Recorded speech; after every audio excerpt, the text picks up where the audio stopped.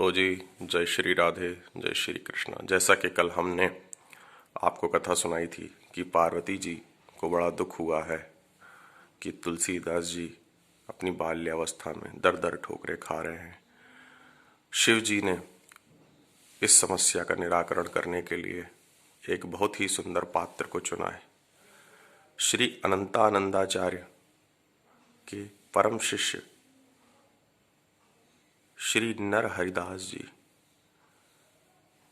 जो चित्रकूट में कुटिया बना करके भजन करते थे, भगवान शिव उनके सामने प्रकट हुए हैं और उनको राम कथा सुनाई है। भगवान श्री शिव ने स्वयं नर हरिदास जी को यह कथा सुनाई है और आदेश दिया है कि ये कथा जो मैंने आपको सुनाई है, इस कथा का प्रचार करने के लिए मैंने एक बालक चुन रखा है।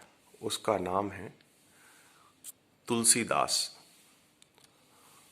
वह बालक अपनी माँ के गांव हरिपुर ग्राम में एक पेड़ के नीचे रहता है। उसका कोई सहायक नहीं है। आप उसे अपना लीजिए। और ये कथा जो मैंने आपको सुनाई है, भगवान शिव कहते हैं नर हरिदास जी, ये कथा जो मैंने आपको सुनाई है, यही कथा उस बालक को सुनाइए और श्री राम मंत्र की दीक्षा दीजिए। भगवान शिव के आदेश से नर हरिदास जी हरिपुर नामक ग्राम में पहुंचे। वहां देखा तो वह बालक बेचारा सूखा कृशकाय शरीर, हर प्रकार के कष्टों को भोग रहा, एक वृक्ष के नीचे रह रहा था। तब श्री नर हरिदास जी ने उसे अपनी गोद में लिया, उसका सिर रखा, उसके सिर को चूमा, उसके सिर को सूंघा, चूमा और फिर उसे श्री राम नाम मंत्र की दीक्षा दी।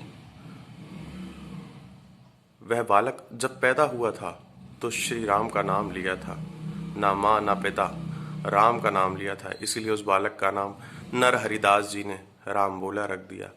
आज उस बालक तुलसी को भी ये लगा कि साक्षात भगवान विष्णु, भगवान शिव ही मेरे लिए आश्रय बनकर आ गए हैं। हरिपुर गांव के वासियों से आज्ञा लेकर के नर हरिदास जी उस बालक को अयोध्या लेकर गए हैं, श्री राम मंत्र की दीक्षा दी है और भगवान श्री राम की कथा सुनाई है। अब आगे की चर्चा कल।